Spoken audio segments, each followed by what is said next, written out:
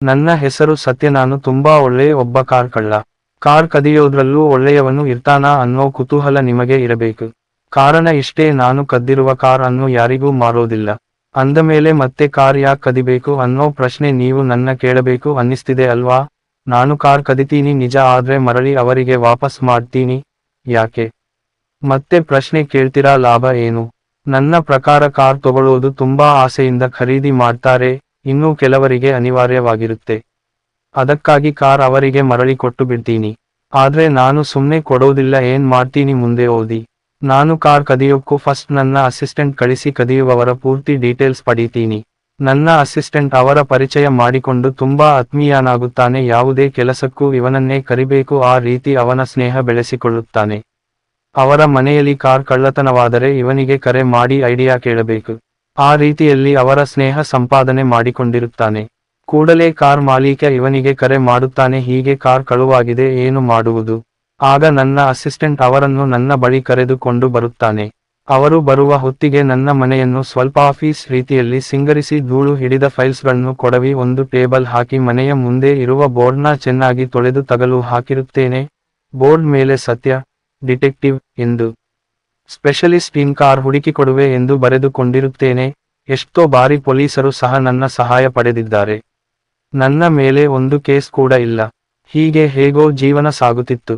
ಒಂದು ದಿನ ರಾತ್ರಿ ಸಮಯ 1 ಗಂಟೆ, ಒಂದು ಮನೆಯ ಕಾರನ್ನ ನಾವು ಕಳ್ತನ ಮಾಡಿಕೊಂಡು ಬರುತ್ತಿದ್ದೆವು. ಆಗ ರಸ್ತೆಯಲ್ಲಿ ಬೆಳಕಿರಲಿಲ್ಲ, ಬಟ್ಟ ಬಯಲು ಪ್ರದೇಶ, ದೀಪದ ಕಂಬಗಳು ಸಹ ಇರಲಿಲ್ಲ. ನಮ್ಮ ಕಾರಿನ ಬೆಳಕೇ ನಮಗೆ ದಾರಿ ದೀಪ. ಅದೇನೋ ಗೊತ್ತಿಲ್ಲ, ಕಾರ್ ಇದ್ದಕ್ಕಿದ್ದಂತೆ ಕಾರ್ ನಿಂತು ಹೋಯಿತು. ನನ್ನ ಅಸಿಸ್ಟೆಂಟ್ ಶ್ಯಾಮ್ ಹೇಳಿದೆ, ಕಾರ್ಗೆ ಏನಾಗಿದೆ ನೋಡೋ ಎಂದು. ಕೆಳಗೆ ಇಳಿದು ನೋಡಿದ ಅವನು, ಸ್ವಲ್ಪ ಎಡ್ಡ, ಕಾರಿನ ಬಗ್ಗೆ ಗೊತ್ತಿಲ್ಲ. ಶ್ಯಾಮ್ ಕಾರಿನ ಬ್ಯಾನೆಟ್ ತೆಗೆದು ನೋಡಿದ, ಗುರು ಕಾರ್ಗೆ ಏನಾಗಿದೆ? ಚೆನ್ನಾಗೇ ಇದೆ, ಎಲ್ಲ ಪಾರ್ಟ್ಸ್ ಇರೋ ಕಡೆನೇ ಇದೆಪಾ ಎಂದು ನನ್ನ ಕಡೆ ಮುಖ ಮಾಡಿ ನೋಡಿ ಹೇಳಿದ. ನಾನು ಹೋಗಿ ಕೂಡಲೇ ನಾನು ಅವನಿಗೆ ಕಾರಿನ ಡಿಕ್ಕಿ ತೆಗೆದು ಕೆಳಗಿಳಿದು ನೋಡಿದೆ, ರೇಡಿಯೇಟರ್ ನೀರು ತೆಗೆದುಕೊಂಡು ಬಾ ಎಂದು ಹೇಳಿದೆ. ಅವನು ಹಾಗೆಯೇ ಕ್ಯಾನ್ ತೆಗೆದುಕೊಂಡು ಅಲ್ಲೇ ಸ್ವಲ್ಪ ದೂರದಲ್ಲೇ ನೀರಿನ ಶಬ್ದ ಕೇಳಿಸುತ್ತಿತ್ತು. ಅವನ ಕೈಗೆ ಒಂದು ಟಾರ್ಚ್ ಕೊಟ್ಟು ಕಳಿಸಿದೆ. ರಾತ್ರಿಯ ಸಮಯ, ಬಾನಲ್ಲಿ ಚಂದ್ರ ತುಂಬಾ ಸುಂದರವಾಗಿ ಕಾಣಿಸುತ್ತಿದ್ದ, ಹೊಳೆಯುವ ಹಾಗೆ ನಕ್ಷತ್ರಗಳು. ಶ್ಯಾಮ್ ಕ್ಯಾನ್ ಹಿಡಿದುಕೊಂಡು ಹಾಡುತ್ತಾ ಸಾಗುತ್ತಿದ್ದ. ಅಕ್ಕಪಕ್ಕ ದಟ್ಟವಾಗಿ ಮರದ ಕೊಂಬೆಗಳು ನೆಲಕ್ಕೆ ಚಾಚಿದ್ದವು. ತಣ್ಣನೆಯ ಗಾಳಿ, ಮಿಂಚು, ಹುಳುಗಳ ಶಬ್ದ, ಕಪ್ಪೆಗಳ ಕ್ರರ ಕ್ರರ ಎನ್ನುವ ಸದ್ದು. ಟಾರ್ಚ್ ನನ್ನ ಅತ್ತ ಇತ್ತ ತಿರುಗಿಸಿಕೊಂಡು ನದಿಯ ಕಡೆ ಬರುತ್ತಿದ್ದ.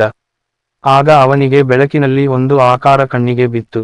ಇವನ ಟಾರ್ಚ್ ಬೆಳಕಿಗೆ ಅದು ಒಂದು ಕಡೆಯಿಂದ ಮತ್ತೊಂದು ಕಡೆಗೆ ಜಿಗಿಯಿತು. ಇವನು ಅದನ್ನು ನೋಡಿ ಕ್ಯಾನ್ ಬಿಸಾಡಿ ಓಡಿ ಬಂದ. ಗುರು ಗುರು ಎಂದು ಹೆದುಸೀರು ಬಿಡುತ್ತಾ, ನಾನು ಯಾಕೋ ಏನಾಯಿತು, ಚೆಳ್ ಕಡಿತ ನಿನಗೆ ಎಂದು ಕೇಳಿದೆ. ಅವನು, ಅದಲ್ಲ ಗುರು, ಯಾವ್ದೋ ಪ್ರಾಣಿನೋ ಏನೋ ಗೊತ್ತಿಲ್ಲ, ಕಣ್ಣು ಒಳ್ಳೆ ಟಾರ್ಚ್ ತರ ಹೊಳೀತಿದೆ, ನನ್ನ ನೋಡಿ ಹಾಗೆ ಜಿಗಿತು ಗುರು. ನಾನು ಎಲ್ಲೋ ಅದು ತೋರಿಸು ಎಂದು ಕೇಳಿದೆ. ಅದಕ್ಕೆ ಅವನು, ನಾನು ಬರೋದಿಲ್ಲ ಪಾಪಾ, ನನಗೆ ಇನ್ನೂ ಏನೂ ಆಗಿಲ್ಲ, ತುಂಬಾ ಆಸೆ ಇದೆ ಜೀವನದಲ್ಲಿ ಎಂದು ಬಡಬಡಿಸುತ್ತಾ ಇದ್ದ. ನಾನು, ಸರಿ ನಾನೇ ಹೋಗ್ತೀನಿ, ಕ್ಯಾನ್ ಎಲ್ಲಿ ಎಂದು ಕೇಳಿದೆ.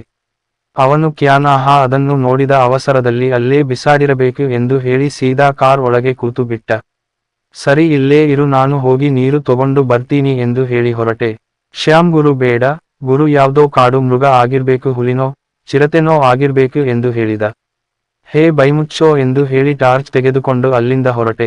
ಕ್ಯಾನ್ ಒಂದು ಮೂಲೆಯಲ್ಲಿ ಬಿದ್ದಿರುವುದು ಕಂಡು ಬಂತು, ಅದನ್ನು ತೆಗೆದುಕೊಂಡು ದಾರಿಯಲ್ಲಿ ಸಾಗಿದೆ. ಅವನು ಹೇಳಿದ ಹಾಗೆ ನನಗೂ ಒಂದು ರೀತಿಯಲ್ಲೇ ಅದೇ ಅನುಭವವಾಯಿತು. ಒಂದು ಪ್ರಾಣಿ ಓಡಾಡುವುದು ಕಂಡು ಬಂತು. ನಾನು ಟಾರ್ಚ್ ಬೆಳಕು ಜಾಸ್ತಿ ಮಾಡಿ ನೋಡಿದೆ, ಅದು ಓಡಿ ಹೋಯಿತು. ಅದ್ರ ಹಿಂದೆ ಹೋಗಿ ನೋಡಿದೆ, ಟಾರ್ಚ್ ಬೆಳಕಿಗೆ ಮೈ ಮೇಲೆ ಎರಗಿ ಬಂತು. ನಾನು ತಪ್ಪಿಸಿಕೊಂಡೆ, ಮೇಲೆ ನೋಡುತ್ತೀನಿ, ಅದು ಒಂದು ಬೆಕ್ಕು ಇಲಿಗಾಗಿ ಹೊಂಚು ಹಾಕಿಕೊಂಡು ಕಾಯುತ್ತಿದೆ ಎಂದು ಕಂಡು ಬಂತು. ನಾನು ನಕ್ಕು ಮುನ್ನಡೆದೆ. ನದಿ ದೊರಕಿತು. ಕ್ಯಾನ್ ನಲ್ಲಿ ನೀರು ಹಿಡಿದುಕೊಂಡು ಕಾರ್ ಬಳಿ ಬಂದೆ. ಶ್ಯಾಮ್ ಎಂದು ಕೂಗಿದೆ, ಎಲ್ಲಿಯೂ ಕಾಣಲಿಲ್ಲ. ಮತ್ತೆ ಕರೆದೆ, ಕಾಣಿಸಲಿಲ್ಲ. ಎಲ್ಲಿ ಹಾಳಾಗಿ ಹೋದ ಎಂದುಕೊಂಡು ನಾನು ರೇಡಿಯೇಟರ್ ನೀರು ಸುರಿದು ಬ್ಯಾನೆಟ್ ಮುಚ್ಚಿದೆ. ಆಗ ನನ್ನ ಕಣ್ಣಿಗೆ ಒಬ್ಬ ವ್ಯಕ್ತಿ ಕಂಡು ಬಂದ. ಅವನು ಮೈಯೆಲ್ಲ ಕೆಸರು, ತೆಗೆದು ನೋಡಿದ. ಅವನಿಗೆ ಒಂದು ಅಚ್ಚರಿ ಕಾದಿತ್ತು. ಗುರು ಗುರು ಎಂದು ಕಿರುಚಿಕೊಂಡ. ನಾನು ಮತ್ತೆ ಏನೋ ನಿನ್ನ ಗೋಳು ಎಂದು ಹೋಗಿ ನೋಡಿದೆ. ನಾನು ಕೂಡ ದಂಗಾದೆ. ಯಾರೋ ಇದು ನಮ್ಮ ಕಾರ್ನಲ್ಲಿ ಮಲಗಿದ್ದಾಳೆ ಎಂದು ಕೇಳಿದೆ. ಅವನು ಸಹ ಗೊತ್ತಿಲ್ಲ ಗುರು ಎಂದ. ನಾವು ಏನು ಮಾಡುವುದು, ಯಾರು ಈಕೆ ಎಂದು ಪ್ರಶ್ನೆ ಮೂಡಿತು. ಅವಳ ಮೂಗಿನ ಮೇಲೆ ತನ್ನ ಕೈಬೆರಳು ಇಟ್ಟು ನೋಡುತ್ತಾನೆ, ಉಸಿರಾಡುತ್ತಿರುತ್ತಾಳೆ. ನಾನು ಸ್ವಲ್ಪ ನಿರಾಳನಾದೆ. ಮತ್ತೆ ಅವಳನ್ನು ನೀರು ಚಿಮುಕಿಸಿ ಎಚ್ಚರಿಸಲು ಪ್ರಯತ್ನಿಸಿದೆ. ಅವಳು ಎಚ್ಚರಗೊಂಡಳು. ಯಾರ್ ನೀವು ಎಂದೆಲ್ಲ ಡೈಲಾಗ್ ಹೇಳಲು ಶುರು ಮಾಡಿದಳು. ನಾನು ಕೇಳಿದೆ, ಹಲೋ ಮೇಡಮ್, ನೀವು ಯಾಕೆ ನನ್ನ ಕಾರ್ ಡಿಕ್ಕಿಯಲ್ಲಿ ಬಂದು ಕುಳಿತಿದ್ದೀರಿ ಎಂದು ನಾನು ಕೇಳಿದ ಧಾಟಿಗೆ ಅವಳು ಅಳಲು ಶುರು ಮಾಡಿದಳು. ಶ್ಯಾಮ್, ಯಾಕೆ ಅಳ್ತೀಯಾ ಹೇಳು, ಯಾವ ಊರು ನಿಂದು ಹೇಳು, ನಾವು ಕರ್ಕೊಂಡು ಹೋಗಿ ಬಿಡ್ತೀವಿ ಎಂದ. ಹೌದು, ಇವನು ನಿಮ್ಮ ಅಣ್ಣ ಕರ್ಕೊಂಡು ಹೋಗಿ ಬಿಟ್ಟು ಬರ್ತಾನೆ ಹೇಳು ಎಂದು ನಾನು ರೇಗಿದೆ.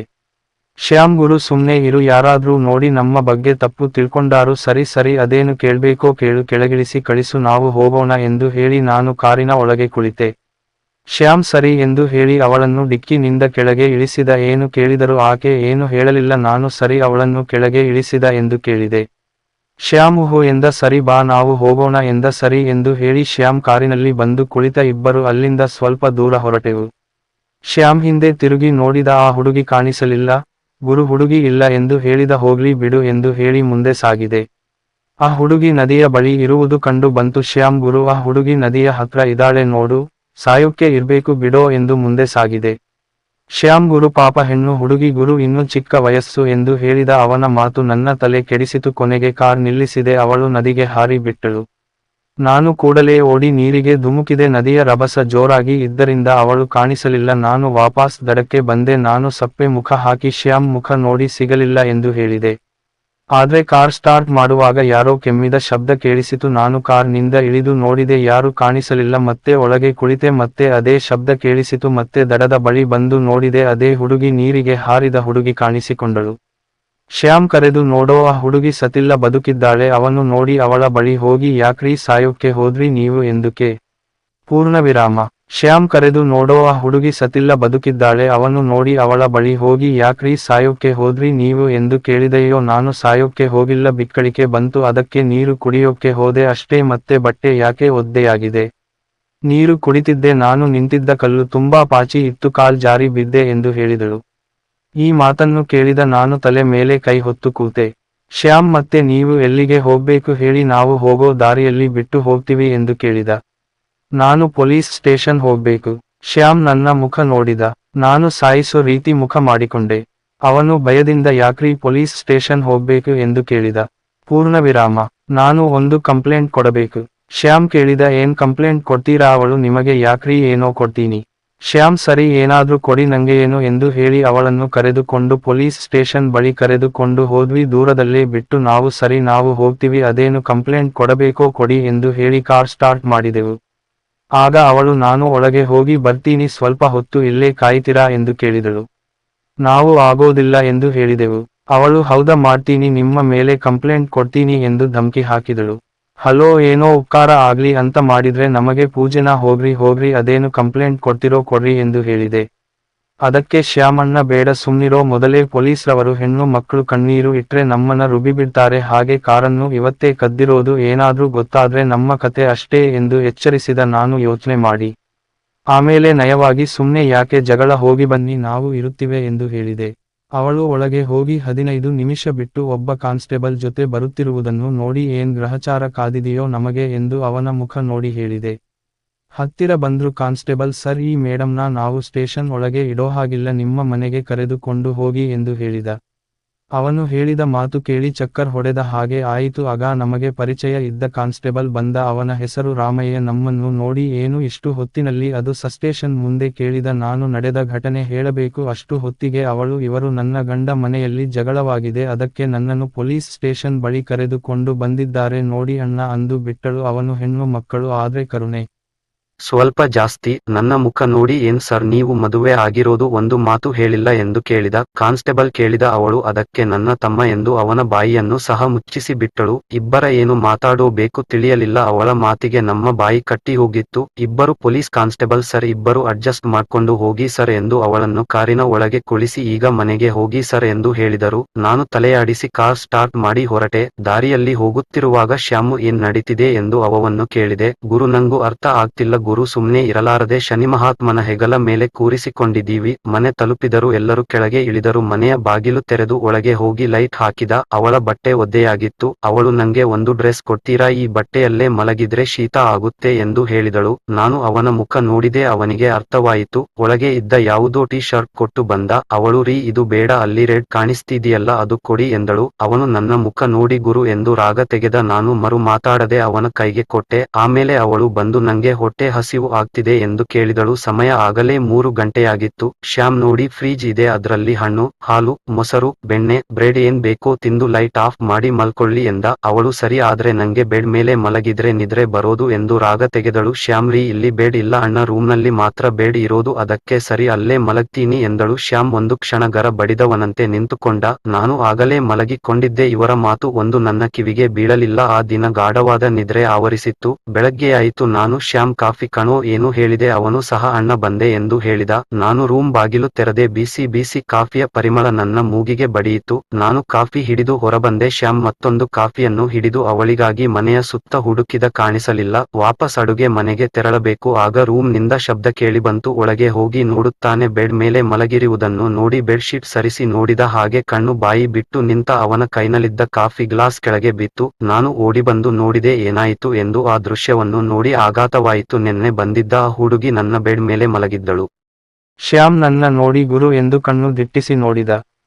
ನನಗೆ ಏನಾಯಿತು ಗೊತ್ತಿಲ್ಲ ಕಣೋ, ನಾನು ಸುಮ್ನೆ ಮಲಗಿದ್ದೆ, ಇವಳು ಯಾವಾಗ ಬಂದು ಇಲ್ಲಿ ಮಲಗಿದಳು ಗೊತ್ತಿಲ್ಲ ಕಣೋ ಎಂದು ಹೇಳಿದೆ. ಆದ್ರೆ ಅವನು ನನ್ನ ಹತ್ತಿರ ಬಂದು ನನ್ನ ಕೆನ್ನೆಯ ಮೇಲೆ ಇರುವ ಒಂದು ಬಿಂದಿಯನ್ನು ತೆಗೆದು ತೋರಿಸಿದ. ನನಗೆ ಇನ್ನೂ ಭಯ ಹೆಚ್ಚಾಯಿತು. ನೋಡೋ ಶ್ಯಾಮ್, ನಾನು ಏನು ಮಾಡಿಲ್ಲ ಕಣೋ, ನನ್ನ ನಂಬು ಎಂದು ಅವನನ್ನು ಕೇಳಿಕೊಂಡೆ. ಅವನು ನಿನ್ನ ಮೇಲೆ ನಂಬಿಕೆ ಇದೆ, ಆದ್ರೆ ಇವಳೇ ಏನೋ ಮಾಡಿರಬೇಕು ನಿನಗೆ ಎಂದ. ಅವಳನ್ನು ಎಬ್ಬಿಸಲಾಯಿತು. ಅವಳ ಮೈ ಮೇಲೆ ಬಟ್ಟೆ, ಅರ್ಧಬರ್ಧ ಬಟ್ಟೆ ಇತ್ತು. ಅವಳು ನೋಡಿಕೊಂಡು ಭಯಪಟ್ಟಳು. ಏನು ಮಾಡಿದ್ರಿ ನೀವು ನನಗೆ ಎಂದು ಪ್ರಶ್ನಿಸಿದಳು. ನಾನು ಹೇಗೆ ಇಲ್ಲಿಗೆ ಬಂದೆ ಎಂದೆಲ್ಲ ತಲೆ ಕೆರೆದುಕೊಂಡು ನೋಡಿದಳು.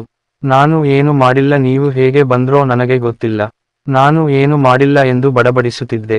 ಆಗ ಅವಳು ಏನೂ ಮಾಡಿಲ್ಲವಾ ಎಂದು ಒಂದು ಕೊಂಕು ಮಾತಿನಿಂದ ಕೇಳಿದಳು. ನೋಡಿ, ನೀವು ಹೇಳೋ ರೀತಿ ನಾನು ಏನು ಮಾಡಿಲ್ಲ, ನನ್ನ ತಾಯಿ ಮೇಲೆ ಪ್ರಮಾಣ ಮಾಡ್ತೀನಿ. ಆಗ ಅವಳು, ಸತ್ತಿರೋಣ ಮತ್ತೆ ಯಾಕೆ ಸಾಯಿಸ್ತೀರಾ? ಸರಿ, ತುಂಬಾ ತಲೆ ಕೆಡಿಸ್ಕೋಬೇಡಿ, ಪರವಾಗಿಲ್ಲ ಬಿಡಿ. ಹೌದು, ನಿಮಗೆ ಮದುವೆ ಆಗಿದೀಯಾ ಇಲ್ಲವಾ? ನಾನು ಇಲ್ಲ ಎಂದೇ. ಸರಿ ಬಿಡಿ, ಮದುವೆ ಆಗೋಣ ಬನ್ನಿ ಎಂದು ಕರೆದಳು. ನಾನು ಅಯ್ಯೋ, ನಾನು ಮದುವೆ ಆಗೋದಿಲ್ಲ, ನಾನು ಬ್ರಹ್ಮಚಾರಿ. ಅವಳು, ಹೌದಾ, ನೋಡೋಣ, ನಾನು ಇಲ್ಲೇ ಇರ್ತೀನಿ, ನಿಮ್ಮ ಬ್ರಹ್ಮಚಾರಿ ಪಾಲನೆ ಹೇಗೆ ನಡೆಯುತ್ತೆ ನೋಡ್ತೀನಿ ಎಂದು ಹೇಳಿದಳು. ನಾನು ಇಲ್ಲೇ ಇರ್ತೀರಾ? ಅದು ಹೇಗೆ ಆಗುತ್ತೆ ಎಂದು ಸ್ವಲ್ಪ ಜೋರ್ ಮಾಡಿದೆ. ಅದಕ್ಕೆ ಅವಳು, ಹೌದಾ, ನಾನು ಪೊಲೀಸ್ ಸ್ಟೇಷನ್ ನಲ್ಲಿ ಒಂದು ಕಂಪ್ಲೇಂಟ್ ಕೊಟ್ಟು ಬಂದಿದ್ದೀನಿ. ನಾನು ಏನಾದರೂ ಆತ್ಮಹತ್ಯೆ ಮಾಡಿಕೊಂಡರೆ ಅದಕ್ಕೆ ನೀವು ಇಬ್ಬರೇ ಕಾರಣ ಎಂದು ಬರೆದುಕೊಟ್ಟು ಬಂದಿದ್ದೇನೆ. ಶ್ಯಾಮ್, ಗುರು ಏನಿದು ಫೀಟಿಂಗ್? ಏನೂ ಮಾಡೋಕೆ ಹೋಗಿ ಏನೋ ಆಗ್ತಿದೆ. ಹೌದಾ, ಸ್ವಲ್ಪ ಹೊರಗಡೆ ಬರ್ತೀಯ ನೀನು ಎಂದು ಅವನ್ನು ಹೊರಗೆ ಕರೆದುಕೊಂಡು ಹೋಗಿ 4 ಬಾರಿಸಿದೆ. ನಮ್ಮ ಪಾಡಿಗೆ ಇದ್ದೆ ಹುಡುಗಿ ಪಾಪ ಅಂತ ಸಹಾಯ ಮಾಡು ಅಂತ ಹೇಳ್ದಲ್ಲ, ಈಗ ಏನು ಮಾಡಬೇಕು ಹೇಳಿ ಸರ್? ಶ್ಯಾಮ್, ಗುರು ನನಗೆ ಇತರ ಆಗುತ್ತೆ ಗೊತ್ತಿಲ್ಲ, ಹಾಳಾಗಿ ಹೋಗ್ಲಿ ಅಂತ ಸುಮ್ನೆ ಕರ್ಕೊಂಡು ಬಂದ್ರೆ ಇವಾಗ ಏನೋ ಮಾಡ್ತೀರಾ ಅಂತ ಬೇರೆ ಹೇಳ್ತಾರೆ. ನನ್ನ ಹಣೆ ಬರಹ ಯಾಕೋ ಚೇಂಜ್ ಆಗಿದೆ. ಶಪಿಸುತ್ತಲೇ ಸುಮ್ಮನೆ ಕುಳಿತೆ. ಆಗ ಅವಳು ಹೊರಬಂದು ನೋಡಿ, ನನಗೆ ಸ್ವಲ್ಪ ಬಟ್ಟೆಗಳು ಖರೀದಿಸಬೇಕು, ಸ್ವಲ್ಪ ಹಣ ಕೊಡಿ ಎಂದು ಕೇಳಿದಳು. ನಾನು ಮರು ಮಾತಾಡದೆ ಒಳಗೆ ಬೈಕೊಂಡೆ. ಕಿಸೆಯಲ್ಲಿದ್ದ ಒಂದಷ್ಟು ಹಣ ತೆಗೆದು ಶ್ಯಾಮ್ ಕೈಗೆ ಕೊಟ್ಟೆ. ಸರಿ, ಎಲ್ಲ ಮುಗಿತು. ನಾನು ಸ್ನಾನ ಮಾಡಿಕೊಂಡು ರೂಮ್ ಒಳಗೆ ಹೋದೆ. ಬಟ್ಟೆ ಹಾಕಿಕೊಳ್ಳಬೇಕು ದಿಢೀರ್ ಎಂದು ರೂಮಿಗೆ ನುಗ್ಗಿದ್ದಳು. ನಾನು, ರೀ, ಬಟ್ಟೆ ಹಾಕೊಳ್ಳೋದು ಗೊತ್ತಿಲ್ವ, ಯಾಕ್ರೀ ಬಂದ್ರಿ? ಅಯ್ಯೋ, ನನ್ನ ರೂಮಿಗೆ ನಾನು ಬಂದ್ರೆ ನಿಮ್ಗೆ ಏನ್ ಕಷ್ಟ ಎಂದು ಮರು ಉತ್ತರ ನೀಡಿದಳು. ನಾನು, ಹಲೋ, ಇದು ನನ್ನ ರೂಮ್ ಎಂದು ಹೇಳಿದೆ. ರೀ, ಇನ್ನು ಮೇಲೆ ಈ ರೂಮ್ ನನಗೂ ಸೇರುತ್ತೆ ಎಂದು ಮೂತಿ ತಿವಿದು ಹೋದಳು. ಟಿಫನ್ ಮಾಡಬೇಕು. ಶ್ಯಾಮ್ನ ಕರೆದೆ. ಟಿಫನ್ ಕೊಡೋ ಎಂದು ಸುಮಾರು ಬಾರಿ ಕರೆದೆ, ಬರಲಿಲ್ಲ. ಸರಿ ಎಂದು ನಾನೇ ಅಡುಗೆ ಮನೆಗೆ ಹೋದೆ. ಅಷ್ಟೊತ್ತಿಗೆ ಅವಳು ಹೋಗಿ ಟಿಫನ್ ಬಡಿಸಿ ನನ್ನ ಕೈಗೆ ಕೊಟ್ಟಳು. ವಿಧಿ ಇಲ್ಲ, ತಿನ್ನಬೇಕಿತ್ತು. ಶ್ಯಾಮ್ ಎಲ್ಲೋ ಹೊರಗೆ ಹೋಗಿದ್ದ. ನಂತರ ಬಂದು, ಅಣ್ಣ ಏನೋ ನೀನೇ ಬಡಿಸ್ಕೊಂಡ? ಹೌದು ಕಣೋ ಎಂದು ಅವಳ ಮುಖ ನೋಡಿ ಹೇಳಿದೆ. ಅವಳು ನಕ್ಕು ರೂಮಿಗೆ ಹೋದಳು. ನಾನು, ಶ್ಯಾಮ್, ನಿನ್ನ ಪಾರ್ಟಿ ಏನೋ ಇಷ್ಟೊತ್ತು ಆದ್ರೂ ಕಾಲ್ ಮಾಡಿಲ್ಲ, ನಿನಗೆ ಏನ್ ಸಮಾಚಾರ? ಅವನಿಗೆ ಕಾರ್ ಜಾಸ್ತಿದೆಯಾ? ಏನ್ ಕತೆಯಾ? ಶ್ಯಾಮ್, ಪಾರ್ಟಿ ತುಂಬಾ ಜೋರಾಗಿ ಇದಾನೆ, ಒಂದು ಕೆಲ್ಸ, ನಾವೇ ಅವನ ಮನೆಗೆ ಹೋಗಿಬರೋಣವೇ ಎಂದು ಹೇಳಿದ. ಸರಿ, ತಿಂಡಿ ತಿಂದು ಹೋಗೋಣ. ಹೌದು, ಏನೋ ತಿಂಡಿ ಇಷ್ಟು ಚೆನ್ನಾಗಿ ಮಾಡಿ